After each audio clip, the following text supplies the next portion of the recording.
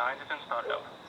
There's confirmation that Falcon 9 is in startup mode, and at this time the NRO payload continues to be healthy, and our Falcon 9 team is tracking no issues on the rocket. LD is go for launch. There's confirmation from our launch director that we are go for launch this evening, so let's sit back and watch as Falcon 9 lifts off from Vandenberg Space Force Base in California. T-minus 30 seconds.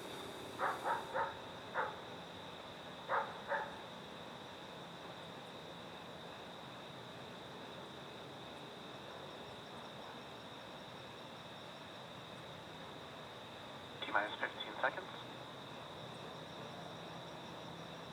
T-minus 10, 9, 8, 7, 6, 5, 4, 3, 2, 1.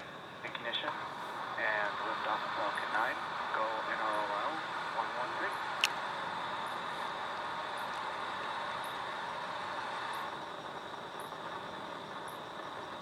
Vehicles pitching downrange. Stage 1 propulsion is nominal.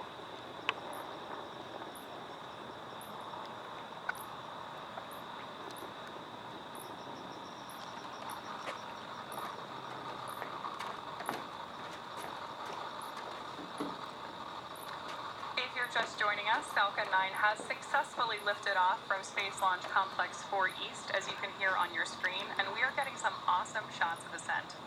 We've also heard a few call-outs so far from Mission Control. How about power and telemetry? Including that everything is looking nominal from both a power and telemetry standpoint. Now, in just a few moments, we're going to throttle down the engines in preparation for max Q. And with that call-out, we hear that Falcon 9 is moving faster than the speed of sound.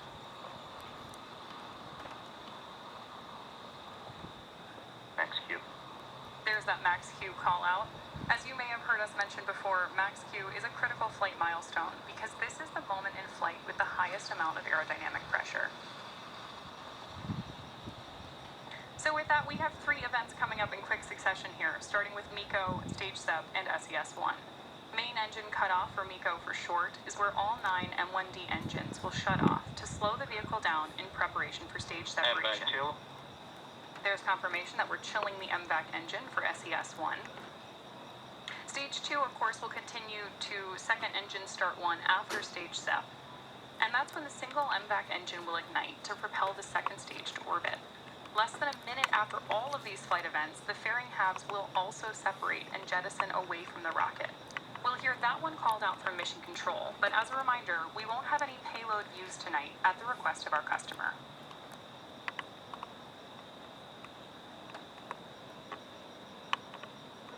Standing by for main engine cutoff in just about 15 seconds.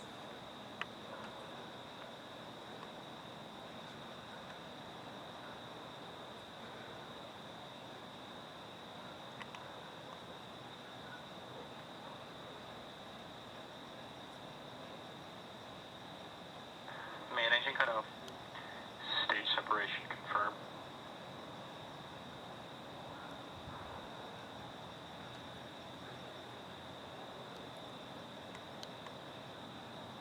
MVAC ignition.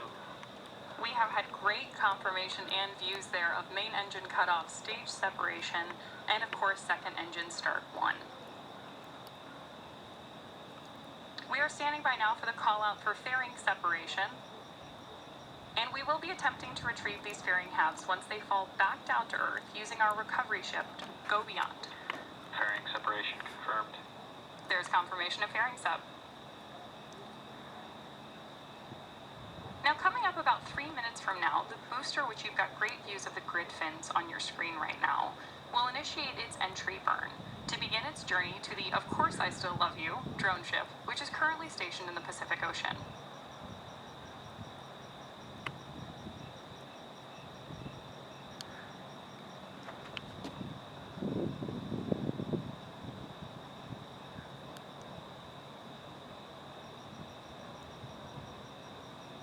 Those grid fins on board Stage 1 are the primary mechanical structure that we use to guide the rocket on its way back to Earth.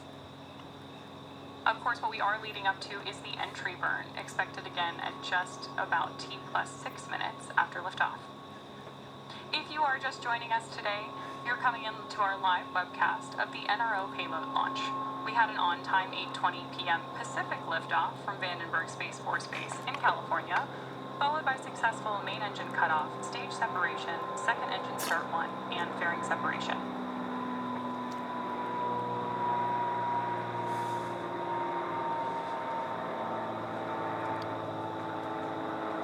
To start the entry burn, we'll relight 3 of the M1D engines on board the first stage, which is essentially the same as pumping the brakes.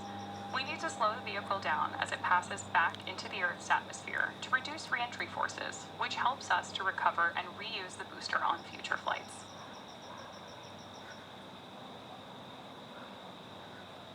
During the entry burn, Falcon 9 will be decelerating by firing those Merlin engines, but we're still moving really fast. This causes the vehicle to fly through Merlin's exhaust gases, which is also known as the rocket's plume, and deposits a layer of soot on the vehicle's surface. That soot comes from the carbon-based fuel that Falcon 9 uses, and with each repeated flight, the soot builds up a little more on the outside of the vehicle.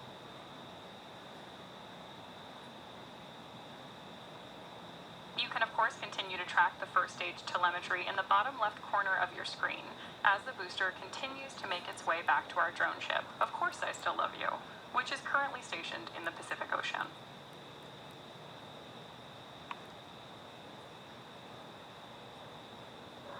Reusability is key to lowering the cost of spaceflight, which enables more investments in critical space infrastructure, in today's case, supporting national security. The Falcon 9 first stage that is supporting today's mission is about to perform this entry burn for the 20th time.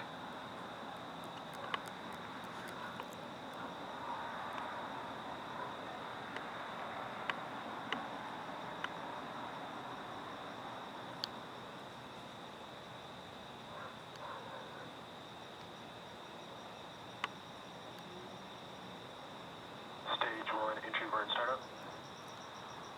There we have great views that entry burn has begun on board our first stage booster, and we are expecting this burn to last about 20 seconds.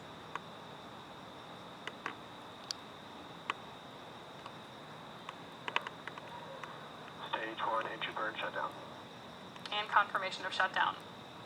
The Merlin engines on board the first stage are optimized for sea level, which is primarily